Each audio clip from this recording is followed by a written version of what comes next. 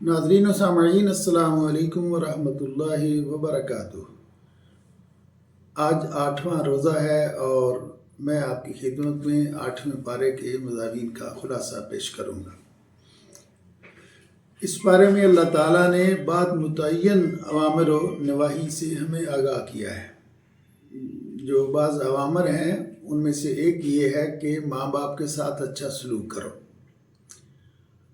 وبالوالدین احسانہ۔ اگرچہ ہمارے معاشرے میں یہ ایک عمدہ روایت موجود تھی اور اس پر عمل تھا ہماری سوسائٹی میں کہ لوگ بزرگوں کا احترام کرتے ہیں، اور خصوصاً والدین کے بچے جو ہیں وہ والدین کی خدمت کرنا اپنے لیے اعزاز سمجھتے ہیں اور ان کے ساتھ حسن سلوک سے پیش آتے ہیں۔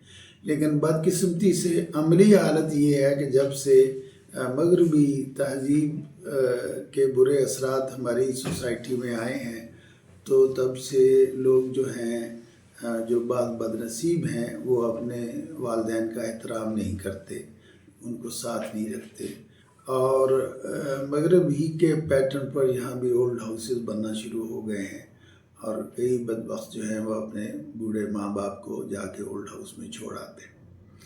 تو ہمیں اپنی زندہ جو روایات ہیں ہماری، ہمیں انہیں اسے قائم کرنا چاہیے۔ اللہ رسول کا حکم بھی ہے۔ تو وہ آدمی خوش قسمت ہے کہ جس کو ماں باپ مل جائیں اور وہ ان کی خدمت کرے، ان کو خوش رکھے اور جنت کمائے، اور وہ لوگ بدقسمت ہیں جو اپنے ماں باپ کے ساتھ حسن سلوک نہیں کرتے۔ دوسری بات فرمائی کہ ناپ تول پورا کرو۔ یہ بھی ہمارے معاشرے میں آج کل اخلاقی بے حسی جو بڑھ گئی ہے تو لوگ اس میں بھی ڈنڈی مارتے ہیں، حالانکہ اللہ سے ڈرنا چاہیے اور ناپ تول جو ہے وہ ہمارے تاجروں کو پورا دینا چاہیے۔ اسی طریقے سے اللہ نے فرمایا سورہ الانعام میں کہ جب بات کرو تو انصاف سے کرو۔ مطلب یہ ہے کہ کسی کے ساتھ زیادتی نہ کرو، کسی کو برا نہ کہو، اور اعتدال کو اور سنجیدگی کو قائم رکھے، کسی کو گالی نہ دو، کسی کے ساتھ جھگڑا نہ کرو۔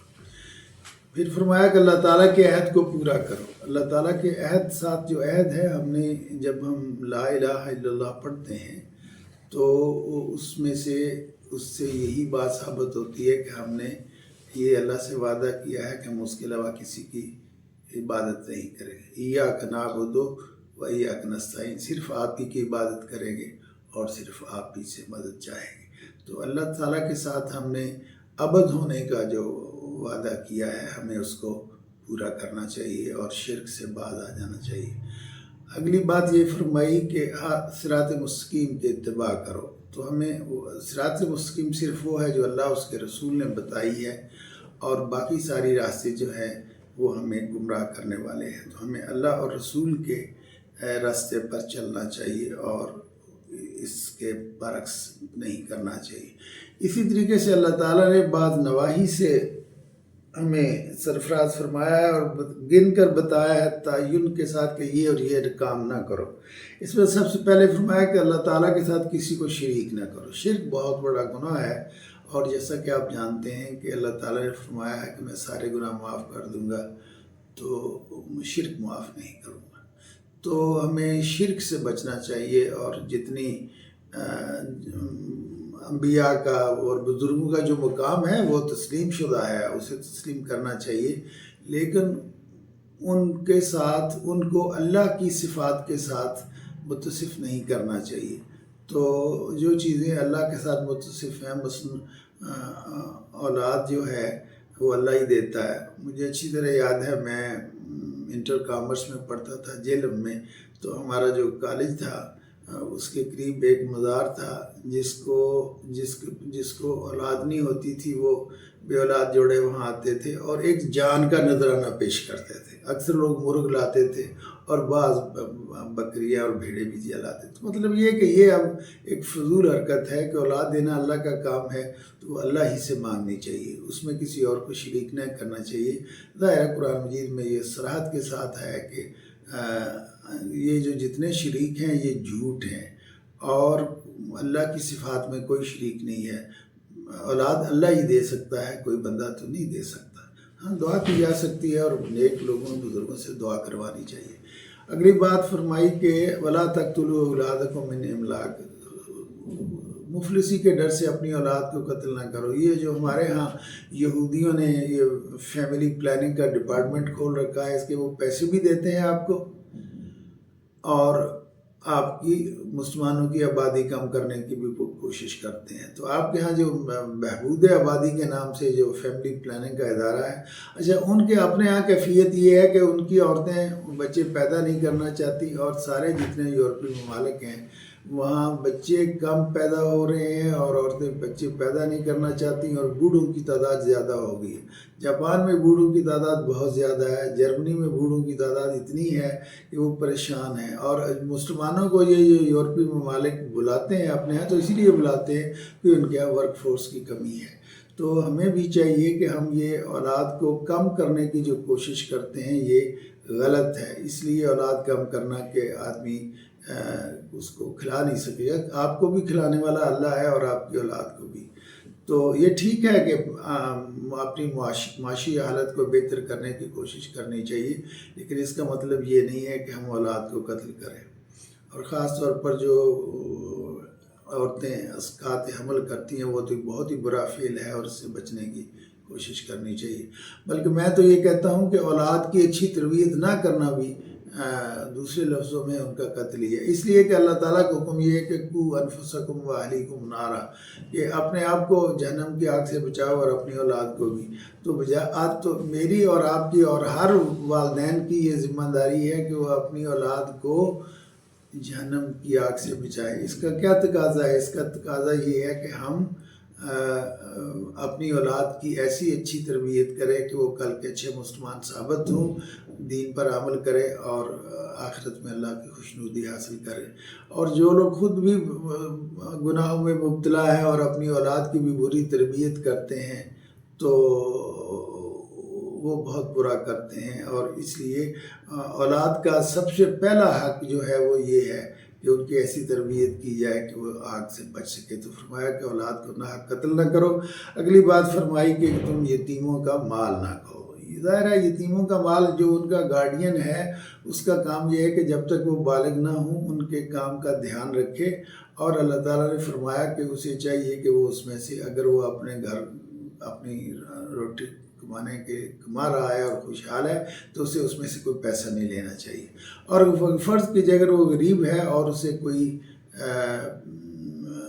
اس کی ضرورت ہے اس کی کہ جو کام وہ یتیموں کے لیے کر رہا ہے اس میں سے کچھ لے تو فرمایا کہ بقدر کفاف لے، اور اس میں سے طمع اور لالچ نہ کرے کہ ان کا مال وہ زیادہ سے زیادہ کھائے۔ پھر فرمایا کہ ظاہری اور باطنی گناہ چھوڑ دو۔ ظاہری گناہ تو یہ ہے کہ جو ہم سامنے نظر آتے ہیں، نماز نہ پڑھنا، روزہ نہ رکھنا، اور باطنی گناہ یہ ہے کہ جیسے حسد ہے، نفرت ہے، یہ اس طرح کے جو چیزیں ہیں جو باطنی چیزیں ہیں ان سے بچو۔ پھر فرمایا کہ غیر اللہ کا ذبیحہ نہ کھاؤ، لا تاکلوا مما لم یذکر اسم اللہ علیہ۔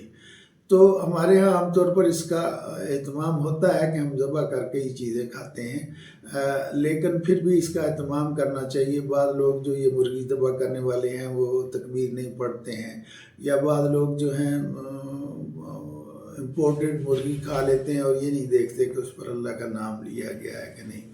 اسی طرح فرمایا کہ فضول خرچی نہ کرو۔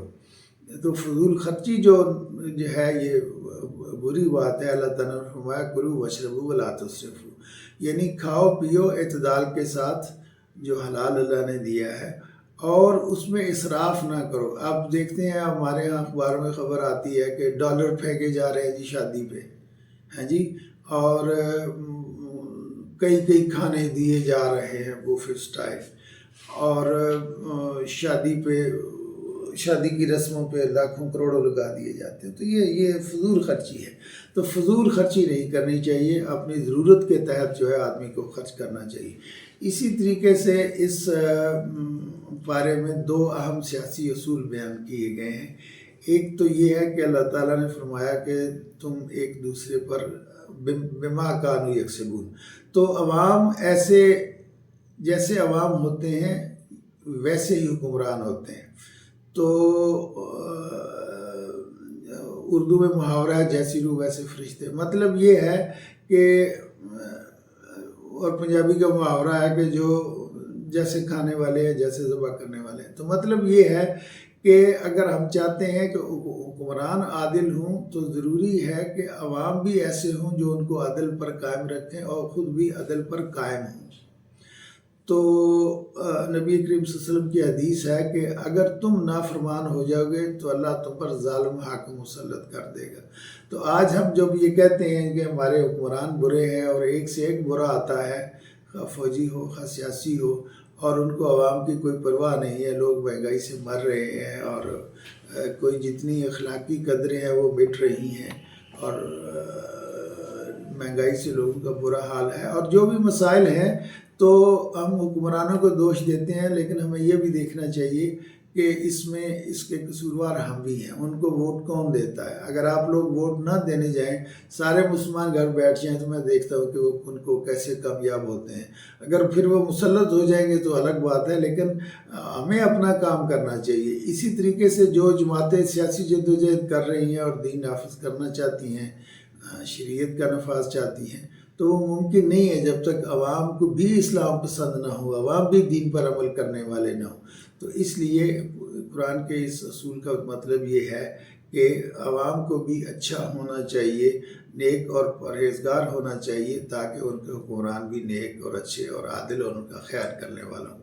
دوسری صورت یہ ہے کہ اللہ تعالیٰ نے فرمایا وَإِن تُطِعْ أَكْثَرَ مَنْ فِي الْأَرْضِ يُضِلُّوكَ عَنْ سَبِيلِ اللَّهِ إِنْ يَتَّبِعُونَ إِلَّا الظَّنَّ وَإِنْ هُمْ إِلَّا يَخْرُصُونَ، کہ اگر تم یہ جو لوگوں کی اکثر لوگوں کا اگر تم ان کی پیروی کرو گے تو یہ تمہیں گمراہ کر دے گے۔ تو اس کا مطلب یہ ہے کہ یہ جو ہم نے امپورٹ کر رکھی ہے جمہوریت ہمارے ملک میں، ہمارے دین میں نہیں ہے۔ ہمارے دین میں شورائیت ہے کہ حکمران کو اپنے سارے معاملات جو ہیں وہ عوام کے ساتھ مشورے سے طے کرنے چاہیے، اور حکمران کا بننا اور اترنا بھی عوام کے مشورے سے ہونا چاہیے۔ یہ اصول تو ہے، لیکن یہ جو مغرب کی جمہوریت ہم نے اپنے ہاں طے کر لی ہے، اس میں یہ ہے کہ اگر پارلیمنٹ کی یعنی جو زیادہ ووٹ لے وہ زیادہ وہ کامیاب ہے۔ حالانکہ ووٹ لینے والا، فرض کیجئے اگر چور اور ڈاکو ہو اور اس کے مقابلے میں کوئی پرہیزگار آدمی ہو، اور پرہیزگار آدمی ہار جائے اور کسی چور اور ڈاکو کو آپ ووٹ دے دیں تو وہ کامیاب ہو جائے گا۔ لیکن ظاہر ہے یہ اصول غلط ہے کہ آپ وہ کیا کہتے ہیں کہ جمہوریت ایک طرز حکومت ہے کہ جس میں بندوں کو گنا کرتے ہیں، تولا نہیں کرتے۔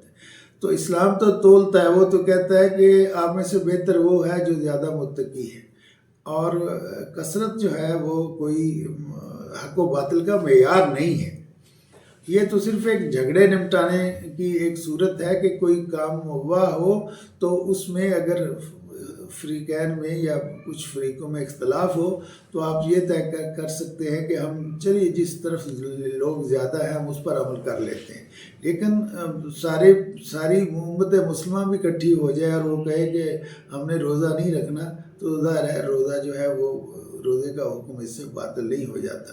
تو کثرت جو ہے وہ کوئی حق و باطل کا معیار نہیں ہے، بلکہ وہ ایک جھگڑا نمٹانے کا حل ہے، اور مغرب کی جمہوریت جو ہم نے نافذ کر رکھی ہے وہ قرآن کے اس اصول کے روح سے غیر اسلامی ہے۔ توحید کے بھی دلائل اللہ تعالیٰ نے یہاں فرمائے ہیں، اور اللہ تعالیٰ نے فرمایا کہ ہماری نشانیوں میں سے یہ ہے کہ ہم نے زمین و آسمان کو بنایا ہے، اللہ تعالیٰ عرش پر متمکن ہے۔ یہ رات اور دن کا آنا جانا جو ہے یہ بہت بڑی نشانی ہے کہ کوئی بہت عظیم ہستی ہے جو اس نظام کو چلا رہی ہے۔ اسی طریقے سے ستارے ہیں، چاند ہے، سورج ہے، ان کا وقت پہ نکلنا، وقت پہ غروب ہونا، اور ہمارے لیے روشنی اور گرمی مہیا کرنا، یہ سب ایک نظام ہے جو اللہ تعالیٰ نے چلایا ہوا ہے، اور یہ توحید کی دلالت کرتا ہے کہ اگر ایک اللہ اس سب کو نظام کو نہ چلا رہا ہوتا تو یقیناً یہ نظام جو ہے تلپٹ ہو جاتا ہے۔ اسی طرح فرمایا کہ توحید کی ایک نشانی یہ بھی ہے کہ یہ ہوائیں اور بادل، آپ پانی کا سرکل دیکھیے کہ انسانوں کو اللہ تعالیٰ یہ زمین قائم اور دائم اور اس کا سسٹم اسی وجہ سے ہے کہ یہ پانی کا نظام قائم ہے. اگر پانی نہ ملے تو آپ سمجھ سکتے ہیں کہ انسانی زندگی باقی نہیں رہ سکتی. تو یہ اللہ ہے جو سمندروں سے پانی سے اس کے بخارات اڑاتا ہے سورج کی روشنی سے، سورج کی حرارت سے. پھر اللہ ان ہواؤں کو چلاتا ہے اور وہ ہوائیں جو ہے پہاڑوں سے ٹکراتی ہیں اور پھر وہ اللہ تعالیٰ ان کو بوجھل کر دیتا ہے، ان میں پانی ہوتا ہے، اللہ تعالیٰ بارش برساتا ہے. تو یہ ہواؤں کا چلنا اور بادلوں کا برسنا اور پانی کا، بارش کا زمین پر گرنا اور بارش کا اس پانی کا زمین میں جذب ہو جانا، اور اس طریقے سے پھر ہم کنویں اور ٹیوب ویل کے ذریعے ہم اس پانی کو نکالتے ہیں اور پیتے ہیں.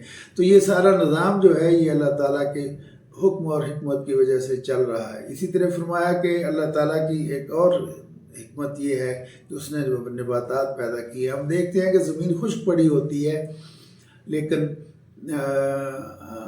اللہ تعالیٰ جو ہے وہ جو بارش برساتے ہیں تو زمین ایسے لگتا ہے جیسے مردہ تھی اور زندہ ہو گئی، اور اس میں طرح طرح کی نباتات اور جھاڑیاں اور پودے اور درخت جو ہے، اور وہ ہر قسم کی ہمارے لیے، ہمارے جانوروں کے لیے وہ اللہ تعالیٰ مہیا فرماتے ہیں. تو یہ ساری چیزیں اس بات کی دلائل ہے کہ ایک ذات ہے جو اس سارے نظام کو چلا رہی ہے اور اس کو سنبھال رہی ہے.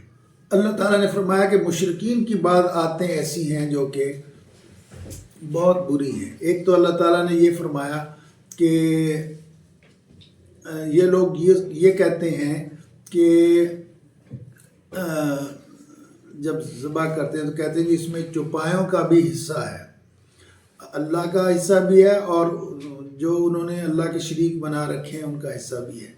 اور جب وہ ان حصوں کو الگ کرتے ہیں تو یہ کہتے ہیں کہ جو اللہ کا حصہ ہے اس کو اس میں سے نکال کے کچھ شریکوں کو اضافہ کر دیتے ہیں. تو اللہ تعالیٰ نے کہا یہ عجیب ناانصافی کرتے ہو تم کہ جو اللہ کا حصہ ہے وہ شرکاء کو دے دیتے ہو، حالانکہ جو شرکاء کا حصہ ہے وہ اللہ کو نہیں پہنچتا. اسی طرح فرمایا کہ وَكَذَلِكَ زَيَّنَ لِكَثِيرٍ مِّنَ الْمُشْرِكِينَ قَتْلَ أَوْلَادِهِمْ، اولاد کو قتل کرنا. معاف کیجیے گا، ہمارے زمانے میں بھی آج بھی 1400 سال ہمارے معاشرے میں بھی بعض لوگ ایسے ہیں جو لڑکیوں کو بوجھ سمجھتے ہیں اور وہ کہتے ہیں کہ لڑکیاں نہیں ہونی چاہیے. اور یہ ہمارے معاشرے میں یہ برائی ابھی تک موجود ہے کہ ہر آدمی جو ہے اولاد نرینہ کی لڑکوں کی خواہش کرتا ہے، اور لڑکیاں زیادہ ہو جائے تو کہتا ہے جی یہ بوجھ ہے. اور آج قتل تو نہیں کرتے، بعض ایسے بھی ہیں جو اسقاط حمل کرا دیتے ہیں. تو یہ اسقاط حمل جو ہے وہ قتل اولاد ہی ہے. تو اس لیے اللہ تعالیٰ نے فرمایا کہ فقر کے ڈر سے، غربت کے ڈر سے اولاد کو، اور خاص طور پر بیٹیوں کو قتل نہیں کرنا چاہیے کہ یہ ہمارے داماد کرنا پڑے گا، یہ ہمارے لیے آر کی بات ہے، یا اب ہمیں شادی کرنی پڑے گی، خرچہ کرنا پڑے گا، تو پھر یہ چلی جاتی ہیں، ہماری جائیداد تقسیم ہو جائے گی. تو یہ بری باتیں ہیں جو اولاد کے قتل کے بارے میں اور خاص طور لڑکیوں کے بارے میں ہمارے معاشرے میں پائی جاتی ہیں، جو کہ غلط ہے. اسی طریقے سے یہ بھی ان میں ایک رواج تھا کہ وہ جو چوپائے ہیں ان کی کئی قسمیں کرتے تھے. ایک وہ کہتے تھے کہ یہ ہمارے پیشواؤں کے لیے مخصوص ہیں اور وہ عام آدمی پر سواری نہیں کر سکتا. دوسرے وہ جن پر سوار ہونا ممنوع ہے. آپ بھی دیکھتے ہیں ہمارے ہاں مسلمانوں کا ایک مسلک ایسا ہے جن کے گھوڑوں کو آپ دیکھتے ہیں چل رہے ہوتے ہیں اور وہ ان پر پیدل چل رہے ہوتے ہیں، ان کو چلانے والے، اور ان پر سوار نہیں ہوتے، اور اسے برا اور غلط سمجھا جاتا ہے. تیسری بات یہ ہے کہ جنہیں غیر اللہ کے نام پر ذبح کرتے ہیں. اب غیر اللہ کے نام پر ذبح وہی ہے جو ہم، ویسے ابھی میں نے کہا کہ ہم بزرگوں کے آستانوں پر، مزاروں پر جو چڑھاوے چڑھاتے ہیں وہ ٹھیک نہیں ہے. چیزیں اللہ کے نام پر دینی چاہیے، اللہ کے نام سے ذبح کرنی چاہیے. اچھا، جو ایک بڑا موضوع جو اس بارے میں ہے وہ سابقہ انبیاء کی دعوت ہے اور اس دعوت کو قبول نہ کرنے کے لیے ان کی قوموں پر عذاب آنا ہے. تو یہ واقعات اللہ تعالیٰ نے بتائے ہیں. تو اس میں دو مصلحتیں تھیں. ایک تو یہ کہ اللہ تعالیٰ کے جو رسول ہیں ان کو یہ تسلی دی جائے کہ یہ تم ہی نہیں ہو گئے جس کی قوم اس کو نہیں مان کے دے رہی، بلکہ پہلے انبیاء کے ساتھ بھی آتا رہا ہے. اور اس میں ایک سبق ہے ان لوگوں کے لیے جو کفار اور مشرکین اور اہل کتاب کے لیے جو آپ صلی اللہ علیہ وسلم کا انکار کر رہے تھے کہ اگر تم نے بھی اس پیغمبر کو جھٹلایا اور اس کی بات نہ مانی اور حق کو تسلیم نہ کیا تو تمہارا حشر بھی وہی ہو سکتا ہے جو کہ پہلی قوموں کا ہوا. تو اس میں اللہ تعالیٰ نے بڑے جو انبیاء گزرے حضرت نوح علیہ السلام کا واقعہ بیان کیا کہ انہوں نے 950 سال تک تبلیغ کی اور اونچی آواز میں نیچی آواز میں ہر طرح حکمت سے ان کو سمجھایا، لیکن قوم نے قبول نہیں کیا. تو اب 950 سال کوئی کچھ کم عمر نہیں ہے.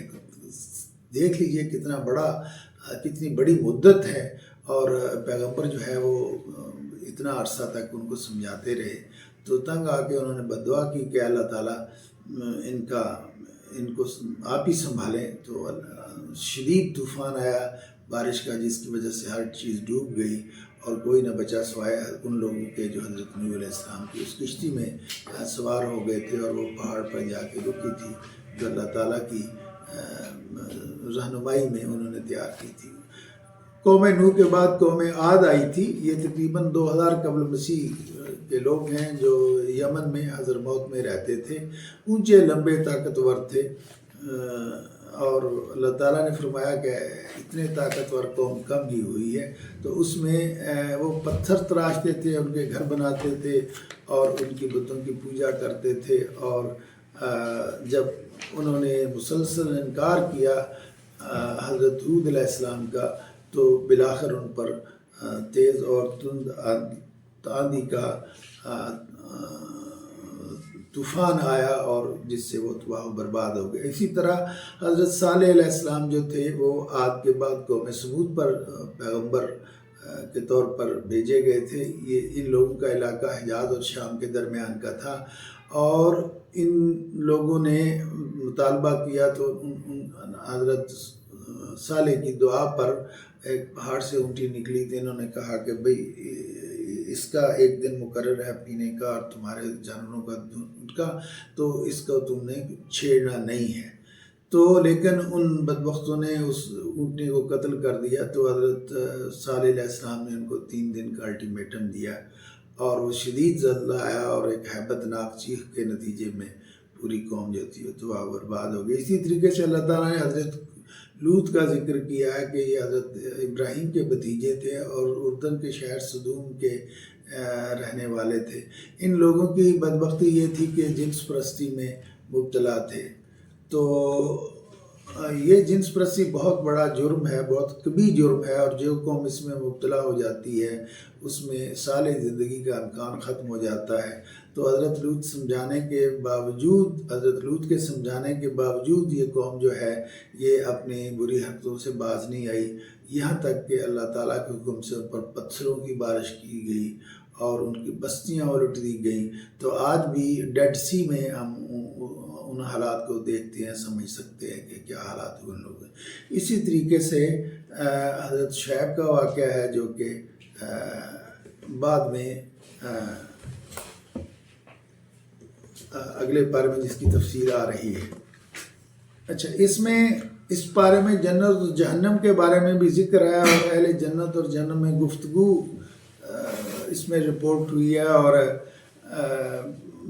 اہل جہنم ان سے کہیں گے کہ جو پانی اور غذا آپ کو دی جا رہی کچھ ہمیں بھی دو، تو وہ کہیں گے نہیں، اللہ نے تم پر حرام کر دی. اسی طریقے سے اصحاب الاعراف کا ذکر ہے اس میں کہ کچھ لوگ ہوں گے جن کے نیکی کے اور گناہوں کے کا حساب برابر ہوگا، پر ڈے برابر ہوں گے. تو وہ نہ گویا کہ جنت کے مستحق ہوں گے اور نہ جہنم میں. تو ان کو درمیان میں ایک اونچی جگہ پر وہ ایک تھوڑے عرصے کے لیے وہ ان کو رکھا جائے گا. اور وہ جب جنتیوں کو دیکھیں گے تو یہ آرزو کریں گے کہ اللہ تعالیٰ ان میں شامل کر لے، اور جب وہ جہنم والوں کو دیکھیں گے تو کہیں گے اے اللہ ہمیں ان سے بچا کے رکھ. تو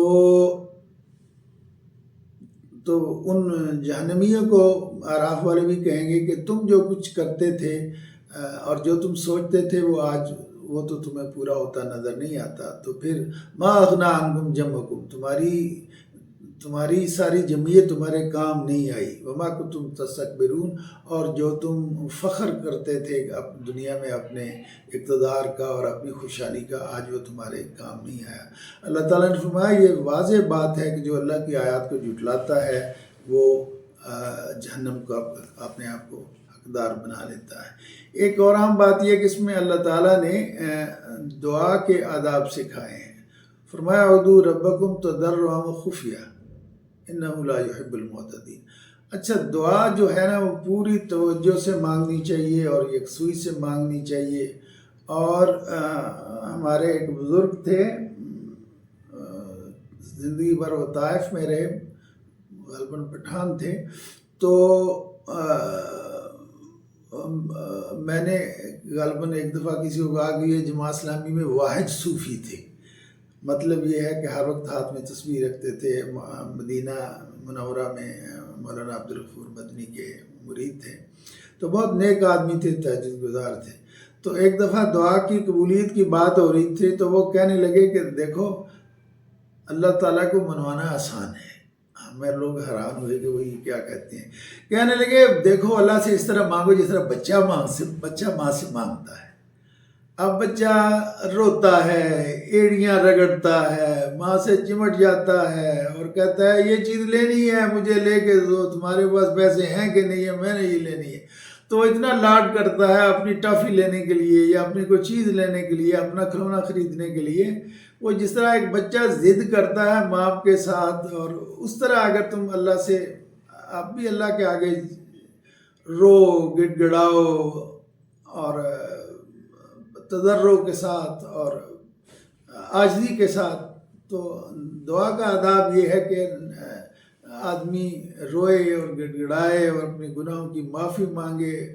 اور وہ ایک بزرگ تھے صوفی عبداللہ صاحب، تو وہ فیصل آباد میں تھے حکیم اشرف صاحب کے ہاں۔ تو حکیم اشرف صاحب نے کہا میں دین کے بہت سارے کام کر رہا ہوں اور سرمایہ کی بڑی قلت ہے، تو وہ انہوں نے ہاتھ اٹھا دیے۔ وہ بھی درویش آدمی تھے، کہنا کہ اللہ میاں آپ کے پاس سارے وسائل ہیں، آپ کے خزانوں میں کوئی کمی نہیں ہے، تو حکیم صاحب کو دین کا کام کر رہے ہیں، دے دے آپ کے کچھ کے پیسے کم ہو جائیں گے۔ تو مطلب یہ ہے کہ اللہ تعالیٰ سے ہمیں عاجزی کے ساتھ اور رو کر دعا مانگنی چاہیے۔ اور ایک بزرگ نے فرمایا، غالباً حدیث بھی ہے، کہ اگر رونا نہیں آتا تو رونے جیسی شکل ہی بنا لو۔ تو مطلب یہ ہے کہ ہمیں خضوع کے ساتھ اور خشوع کے ساتھ اللہ تعالیٰ سے دعا مانگنی چاہیے۔ اور آخری بات جو میں کہنا چاہتا ہوں یہ کہ اللہ تعالیٰ بڑا رحیم اور کریم ہے، اور اس نے ہمارے لیے یہ اس کا رحم اور فضل ہے کہ اس نے ہمارے لیے یہ انتظام کیا ہے کہ اگر تم نیکی کرو گے تو 10 گنا اجر ملے گا، یعنی ایک نیکی کی تو 10 نیکیوں کا ثواب ملے گا، اور اگر صرف نیت کی کیا نہیں تو پھر بھی ثواب ملے گا۔ لیکن اگر گناہ کی نیت کرو گے تو اس نیت کا گناہ نہیں ملے گا، اور اگر گناہ کرو گے تو اس کا صرف ایک ہی گناہ شمار ہوگا، اور نیکی ایک کرو گے تو اس کے 10 گنا ثواب ہوگا۔ تو ہمیں کوشش کرنی چاہیے کہ ہم اللہ کے حضور دعا کیا کریں اپنی ضرورتوں کے لیے، اور ہماری سب سے بڑی ضرورت جو ہے وہ ہماری آخرت میں کامیابی ہے۔ تو آخرت میں کامیابی کے لیے اور اللہ کی خوشنودی کے لیے دعا مانگنی چاہیے، اور اس سے یہ دعا کرنی چاہیے کہ اے اللہ تعالیٰ ہم دنیا کی زندگی جو ہمارے لیے امتحان ہے، ہم آپ کی تعلیمات کے مطابق گزاریں تاکہ ہمیں آپ کی خوشنودی حاصل ہو جائے۔ اور نیکیاں کرنے کا اہتمام کرنا چاہیے، اور یہ توقع کرنی چاہیے کہ جب اللہ اسے 10 گنا بڑھا کے دے گا۔ دیکھیے دین جو ہے وہ خوف اور رجا کا نام ہے، یعنی اللہ تعالیٰ سے ڈرنا بھی چاہیے اور نیکی کی اور اچھے انجام کی توقع بھی رکھنی چاہیے۔ اللہ تعالیٰ ہمیں خوف اور رجا کی ان صفات سے اور اچھی دعا کرنے کی توفیق عطا فرمائے۔ وآخر دعوانا الحمدللہ رب العالمین۔